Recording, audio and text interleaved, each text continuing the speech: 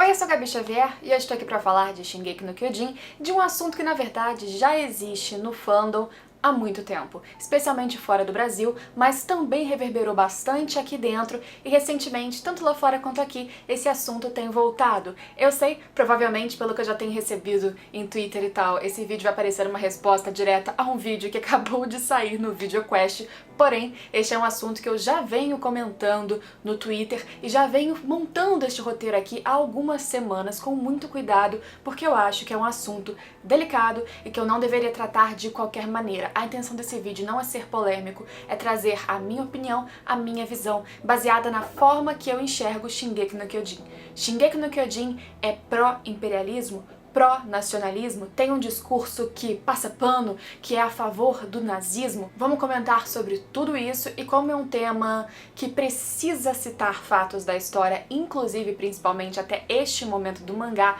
vai ter spoiler. Sim, se você puder e quiser ajudar esse canal, deixa um like, isso me ajuda muito, me deixa muito feliz. Comenta aqui embaixo com todo respeito a todas as pessoas que estiverem discutindo o que você acha dessa questão e se inscreve aí se você não for inscrito, porque falamos de Shingeki e de muitas coisas mais todos os dias nesse canal. Como eu falei, dizer que Shingeki no Kyojin é pró-nacionalismo não é algo de ontem. Na verdade, existe desde o início da história, como a Nath do Titancast, inclusive, muito obrigada, Nath, porque ela fez uma thread que eu vou deixar aqui, que é uma listinha de comentários no Twitter, que eu vou deixar linkado no comentário aqui embaixo. Mas essa história ganhou muito mais força, na verdade, quando toda a verdade, ou o início da verdade sobre o mundo dos titãs foi revelada após a gente chegar no porão do pai do Eren, abrirmos o seu diário e vermos a sua versão da história, dos fatos de como tudo começou e por que aquela ilha está ali, quem são os Eldianos, quem são Marlenianos, quem são vilões e quem são mocinhos. Nessa hora a gente começa a ver vários elementos que realmente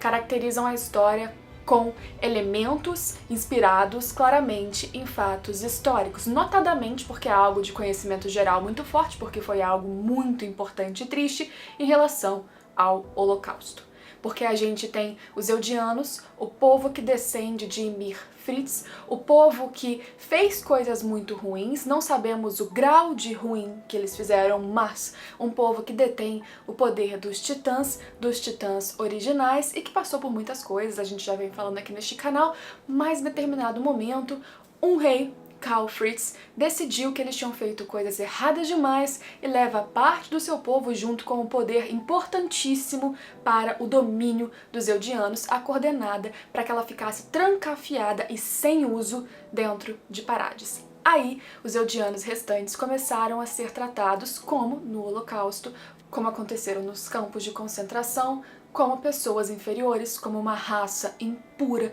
Eles são presos, trancafiados, mandados à morte se necessário, maltratados fisicamente, psicologicamente, o tempo todo com aquela lavagem cerebral de como eles são muito ruins e terríveis e utilizam, exatamente igual aconteceu no Holocausto, uma braçadeira, para que eles sejam identificados como uma raça diferente e inferior. Sim, isso são elementos que com certeza se inspiraram no nazismo, no que os nazistas fizeram, mas eu tô aqui para dizer que isso não simboliza necessariamente que a história está tratando Eldianos como judeus. Porque por mais que seja discutível e com certeza importante a gente levantar aqui a questão se utilizar esses elementos como base explicitamente como efeito é algo positivo, dizer que isso faz com que Eldianos sejam judeus, mais uma vez, não é verdade. A história entre Eldianos e Marlenianos, que na verdade pode ser totalmente expandida para Eldianos versus o mundo, ela não começou com essa questão dos guetos.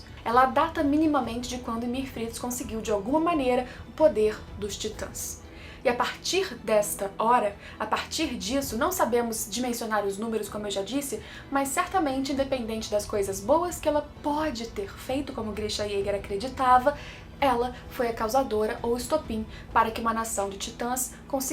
pudesse dominar várias outras. Eldianos têm no seu sangue a particularidade de conseguir controlar algo muito poderoso. Eles não são um povo que passivamente não fizeram nada, como de fato foi o que aconteceu com os judeus ou com todos os outros afetados pelo Holocausto do nazismo. Na verdade, os eldianos, eles foram ativamente responsáveis por muitas coisas ruins que precisam ser lembradas também, e por isso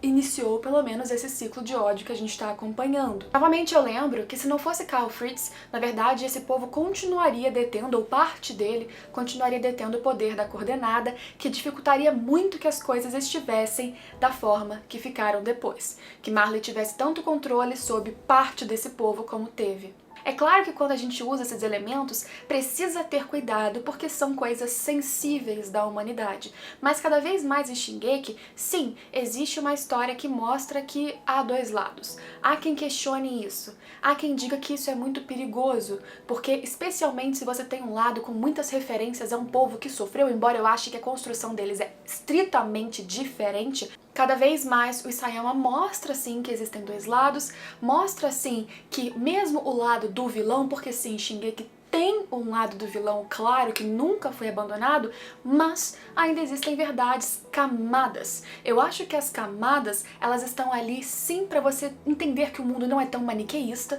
e eu fico um pouco chocada quando algumas pessoas que reclamam de histórias maniqueístas, ou seja, que aquilo é bom e ponto, que aquilo é ruim e ponto, e quando observam Shingeki, de repente acham que o mundo tem que ser maniqueísta. Eu não acho, por exemplo, que quando a gente constrói toda uma história para dizer que marlenianos estão se vingando pelo que os eldianos fizeram no passado, você está tirando a culpa de Marley por isso. E não acho isso só com base no que eu penso. Eu acredito que Shingeki cada vez mais, e eu posso dizer isso assim, poxa, eu leio essa história o tempo todo, eu leio muito, eu estudo muito, até porque eu acho que se eu quero falar disso eu preciso ter responsabilidade sobre o que eu falo. E quando a gente vê o que o Isayama está construindo agora, até este momento, ele vai caminhando para um universo, para uma seara de que você precisa se entender da onde aquilo surgiu, você precisa entender que, na verdade, continuar com guerras, continuar com batalhas, continuar com vinganças bélicas só vai levar a um ciclo eterno, porém, lembrar do que cada povo fez de errado é necessário, indispensável, e por isso alguma consciência histórica sim existe. Não é a consciência histórica de você colocar o eldiano para sofrer eternamente, o eldiano que nasceu ontem ou depois de toda essa tragédia, mas é a consciência de que esses eldianos não façam a mesma coisa, de que os marlenianos não façam de novo também, e de que as pessoas entendam a la Armin, que está sendo muito criticado por vários de vocês e muitas vezes pelo Eren também, que às vezes há soluções para além disso. Embora até agora Shingeki não tenha mostrado que ela é possível necessariamente, talvez ela seja utópica. De novo, também se baseando muito nos casos que a gente tem no mundo real. Eu realmente não consigo concordar com as pessoas que acreditam nessa dicotomia tão simples de que o Isayama está construindo um universo exatamente igual nazistas e judeus. Não é. Grande parte, inclusive, dos nomes alemães, das famílias alemãs, estão do lado dos eldianos. Eldianos que, de novo, tinham e, por uma cartada do Eren, por exemplo, podem voltar a ter muito poder, o que não era o caso na Segunda Guerra Mundial, daqueles que foram totalmente suprimidos pelos alemães. Se vocês quiserem procurar ali semelhanças, isso é completamente viável, possível, e inclusive já foi ideia de roteiro aqui do canal eu fazer isso. Só que eu acho muito perigoso você, por exemplo, ver vários casos de pessoas que viram a verdade de Shingeki, que droparam a história porque acharam de mau gosto e acreditaram nessa ideia de que o Isayama estava construindo uma narrativa exatamente a lá Segunda Guerra Mundial, apoiando um lado que não deveria ser apoiado, e abandonaram a história. E a partir disso começaram a perpetuar essa ideia, usando argumentos que, para quem não leu ou para quem parou de ler, são críveis, são muito fáceis de assimilar e, de novo, de perpetuar, mas ainda eu acho perigoso e eu não acho real. De novo, vou bater na tecla milhões de vezes porque eu acredito que esse é o ponto principal do contra-argumento na questão do nazismo em si. Isayama não constrói eldianos como existiram judeus ou qualquer outro povo dentro do Holocausto. Assim como toda a formação dos nazistas não é exatamente como foi Marley. E eu vou justamente deixar aqui embaixo links de pessoas que estão falando diferente de mim para você ter uma ideia oposta do que eu estou apresentando também, mas eu acredito que se você enxergar que nessa história Zeke ganhar um passado não significa que ele está ganhando uma carta de mocinho, Não significa que o Isayama está construindo uma história em que apaga completamente o passado dele das coisas ruins que ele fez, lembrando que ele não é do lado de Marley de qualquer maneira, então ele não seria pró-nazismo na ideia dessas pessoas, mas mesmo assim, o tempo todo, quando ele constrói um paralelo, quando ele constrói uma camada, um subtexto, ele não tá apagando o que a pessoa fez. Eu já disse isso e não é mentira, então é só vocês assistirem meus vídeos passados em questão de vilão e tal, já falei isso no canal mais de uma vez e eu concordo comigo mesma até hoje, que é Shingeki te mostra que o ciclo de violência não é válido. O pai da Sasha mostrou isso pra gente em um diálogo recente. Porém, o que você faz de ruim, o que você faz para o outro, precisa ser lembrado e tem consequências. A consequência pode ser a sua morte, a morte do próximo e talvez uma onda de vingança que provoque coisas terríveis para você mesmo ou para várias outras nações, pensando inclusive nas consequências macro que um povo eldiano ou uma guerra de várias nações pode causar também. Sobre o Isayama, ainda é bom a gente lembrar, porque na thread da Nath vai ter isso bem explícito no Twitter, que já existiram questões dele, Isayama, pessoalmente ser pró-nacionalismo, apoiando o que o Japão fez como país imperialista sobre a Coreia do Sul especialmente. Porque ele, por exemplo, já falou que o General Pixis, que é um personagem bom, é um personagem que até agora tem uma índole que a história considera admirável ou correta, Isayama confirmou que esse personagem, por exemplo, foi inspirado em um general do Império Japonês, um general que fez coisas terríveis e que ele citou como alguém legal, alguém que ele admirava. Então, por que o Isayama admira uma pessoa como essa? Todo o fandom, quando isso foi dito, veio abaixo. O Isayama recebeu ameaças de morte, inclusive. O nome da Mikasa, e eu já falei isso em um vídeo de curiosidade aqui no canal, ele foi inspirado em um navio de guerra do Japão imperialista, o que corroborou um pouquinho mais para essa teoria dos fãs do que o Isayama apoia. Também existia uma conta no Twitter que durante algum tempo, anos atrás, era atribuída à conta oficial do Isayama. Nunca houve confirmações de que era a conta dele mesmo, depois ela foi fechada, não tinha mais como ver o que se falava alguma coisa, mas nessa conta tinham vários discursos também pró-nacionalismo, justificando atitudes do Japão imperialista que fez coisas terríveis com outros países, e isso seria bom, isso seria indispensável. Esta conta falava isso. Como muitas pessoas acreditavam, essa conta se dizia ser a conta oficial do Isayama, também gerou mais lenha para esse conflito. Nesse vídeo eu não tenho como dizer que o Isayama não era dono desta conta do Twitter,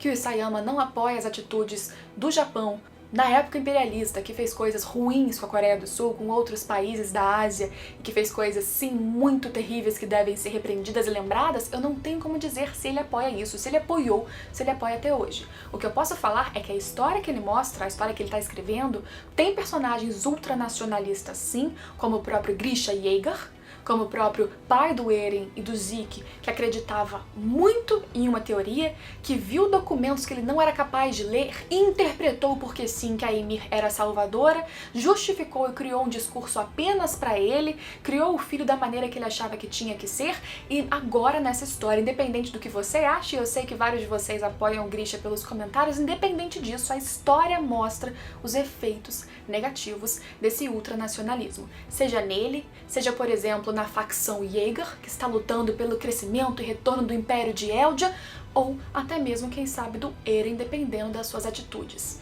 Lembrando que eu acho um caminho muito interessante que talvez nessa história, dependendo do que o Eren escolha, talvez essa história não esteja caminhando para que a gente concorde com o protagonista.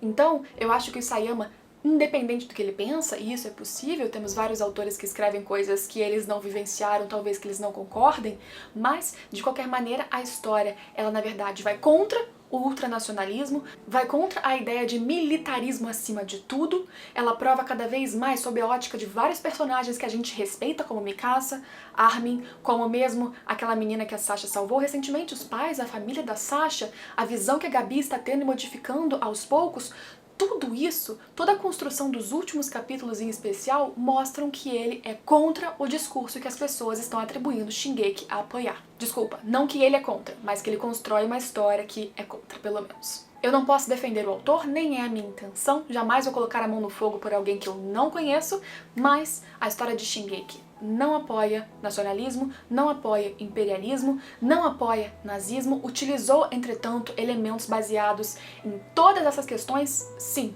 E utilizar elementos baseados nisso tudo pode ser questionável, inclusive abre espaço, como sempre, que você deixe o seu coração aqui, que você fale se isso te incomoda, por quê, se isso deveria ser utilizado ou não, lembrando, entretanto, de novo, que isso é utilizado em filmes e em livros, explicitamente ou não, o tempo todo. Acho que a diferença é como você faz isso. E a diferença é como as pessoas estão dizendo que Shingeki no Kyojin faz, e eu discordo.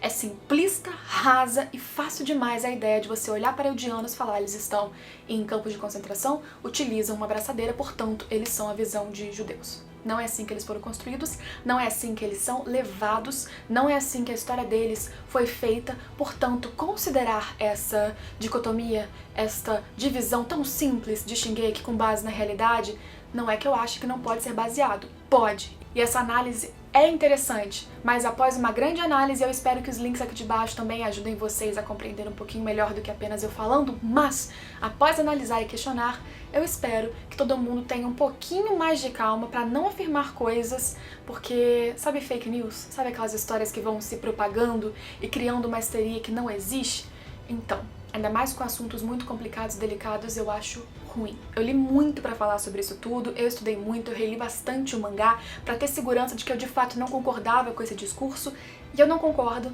portanto eu precisei trazer essa ideia, calhou de vir logo após o vídeo do canal VideoQuest, que eu respeito muito, porém eu não quis assistir o vídeo logo antes de gravar, vou assistir depois eu comento aqui embaixo alguma coisa, ou no próprio vídeo dele se for o caso, mas possivelmente, pelo que estavam me falando no Twitter, vai ser bem, assim, discrepante. Mas calhou de ser. O discurso de pessoas que acreditam nisso não vem só do VideoQuest, vem de vários outros momentos e locais do fandom de Shingeki, desde 2013 e mais ainda nos últimos anos, recentemente, ganhou força de novo. Mas eu quero a sua opinião. Espero que vocês consigam conversar sem tanto calor do momento, que vocês possam dialogar, trazer argumentos, trazer contrapontos. Eu até o momento penso assim, pensei muito para chegar nessa conclusão, estou firme nela até esse instante, mas quem sabe você não me apresenta outras visões, outros pontos, outras situações que mudem um pouquinho a minha concepção ou totalmente, nunca se sabe. E também não posso dizer que Shingeki daqui pra frente o Isayama não vai cagar a história inteira e acabar com tudo que eu estou pensando. Eu gosto do caminho que ele tá levando. Daqui pra frente nunca se sabe. Espero que eu não me decepcione, sinceramente. Deixa o seu like se você estiver aqui até agora, muito obrigada se você está, e comenta o que você acha disso, por favor, a sua opinião é super importante pra mim. Se inscreva caso você não seja inscrito ainda, e a gente se vê em todos os próximos vídeos. E Nath, muito obrigada de novo por você conversar comigo sobre todos esses assuntos e a gente desabafar e conseguir principalmente trocar links, textos e informações relevantes, porque isso, gente, é muito importante pra gente conseguir conversar sobre qualquer coisa. A gente se vê em todos os próximos vídeos. Tchau, tchau!